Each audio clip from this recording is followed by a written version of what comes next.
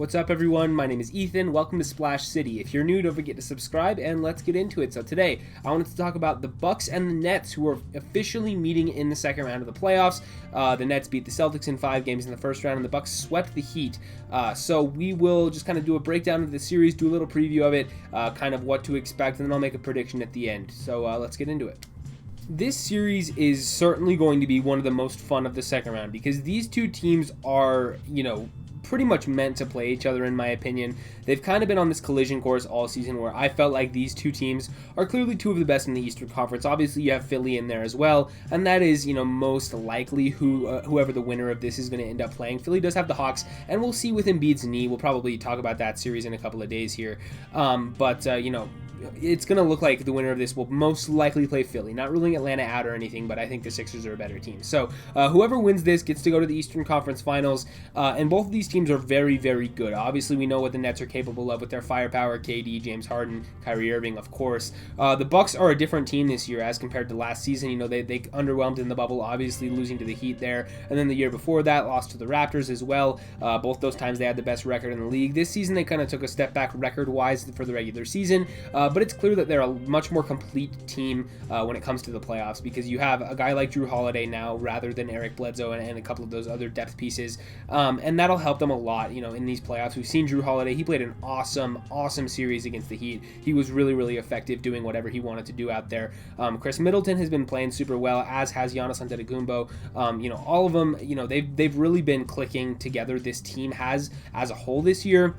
They're deep. They've got a lot of guys who have been there before now, who know how to play, have this playoff experience, and it feels like they're willing to adjust a little bit more in terms of the coaching staff and adjusting things on the fly and trying different things out. It's kind of what they spent the regular season doing. We had some quotes from Budenholzer throughout the regular season saying that they're taking these games to kind of experiment with those types of things like switching on defense and their certain rotations and stuff like that, which you would think would be things that they would iron out. But hey, if you can experiment with that in the regular season and still end up with the top 3 seed in the conference, then go right ahead, right?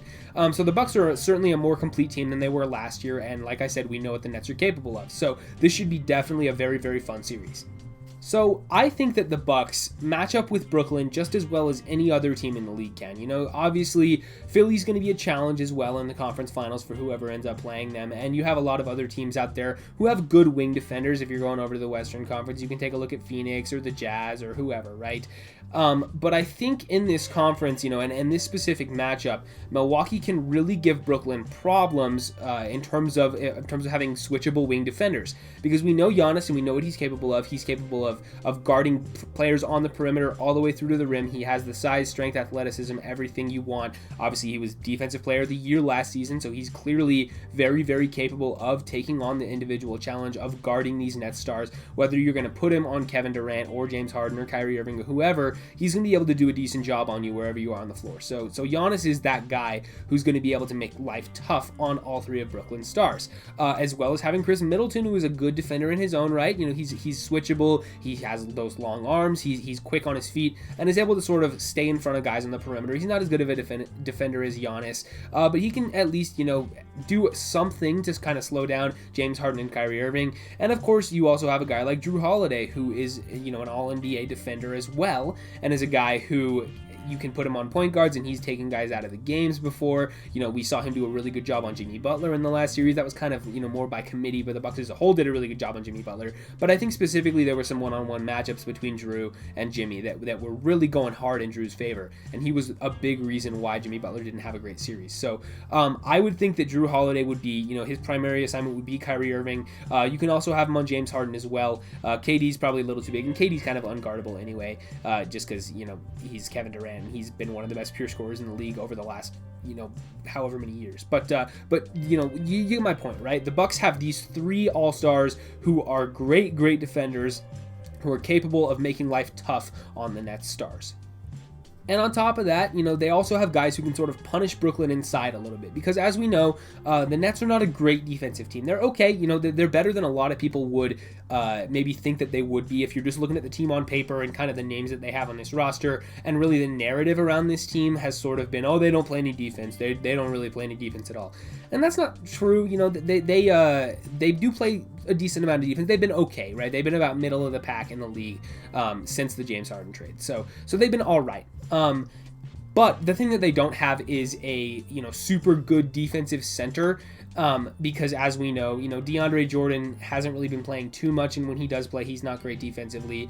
Nick Claxton is the other guy who, he's had flashes this year, but he's still young and relatively inexperienced, and so we'll see how he does in his first real extended minutes in the playoffs. I don't even know if he played at all in the playoffs for them last year down in the bubble, but Nick Claxton is a guy who, could potentially have some of that defensive upside, but is not really going to be able to do great for you. And like I said, DeAndre Jordan, and whether you're playing Blake Griffin at center or Jeff Green or whoever that is, right? So the Nets don't necessarily have a guy who is going to be able to guard Giannis Antetokounmpo when he's going inside, Brook Lopez posting up down there. So that's going to be sort of the mismatch, right? Giannis is going to be able to really score on the Nets as much as he wants, assuming that he's having a good night and their defensive game plan isn't completely shutting him out of the paint, because that's what I would assume that the Nets are going to try to do, is shut Giannis out of the paint as much as possible. But this is two-time MVP we're talking about. He's going to be able to get to his spots and do what he needs to do. So that's the first thing I would be worried about if I was Brooklyn, is not only the Bucks having the defensive personnel to be able to match up with your stars, but also having guys who can really get near the basket and torch you inside, because Brooklyn just does not have that great of interior defense. So that's going to be the thing to watch in this matchup. And then as far as Brooklyn's, reason for optimism here, I mean, they're the better team on paper. You have two guys on the roster who have won MVPs.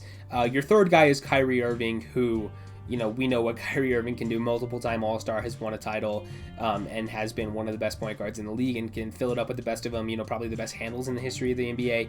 So Kyrie Irving is, as your third best guy, is ridiculous. You don't need me to say it. You've all heard it a million times, right? The Nets are very, very, very potent offensively, and they're tough for anybody to guard. So even though the Bucks do have the, defensive personnel on paper to be able to match up with Brooklyn, it's very possible that the Nets, their offensive firepower is just too tough to match for anybody. We'll have to see how this bears out, because like I said, on paper Milwaukee feels like they can match up better than anybody else in the league with Brooklyn.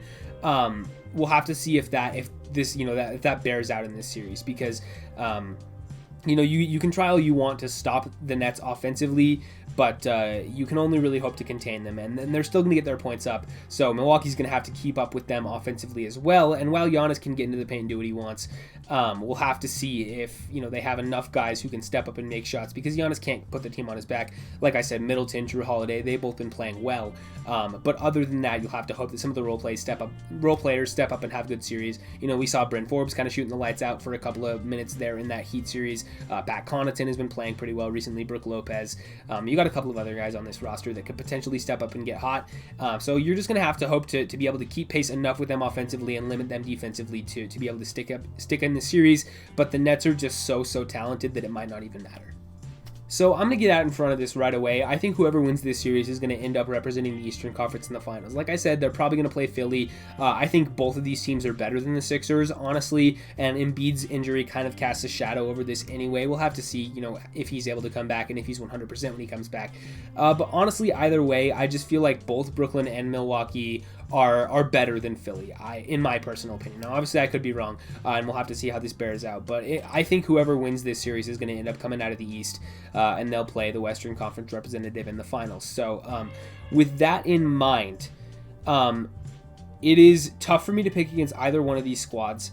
I'm going to go with the Nets in 7. I think they're too talented to be stopped by anybody. Like I said, Milwaukee on paper can do the best job matching up with them out of anybody. But this trio of offense on the Nets is just simply so hard to stop. So I think they're the favorite for the title at this point, especially now that the Lakers are eliminated. That's kind of crazy, and we'll probably talk about them in the coming days. But Lakers are out, and so there's out of the Western Conference, we'll see if anybody can match up with Brooklyn here, assuming that they do make it to the finals. But I think Phoenix is really good.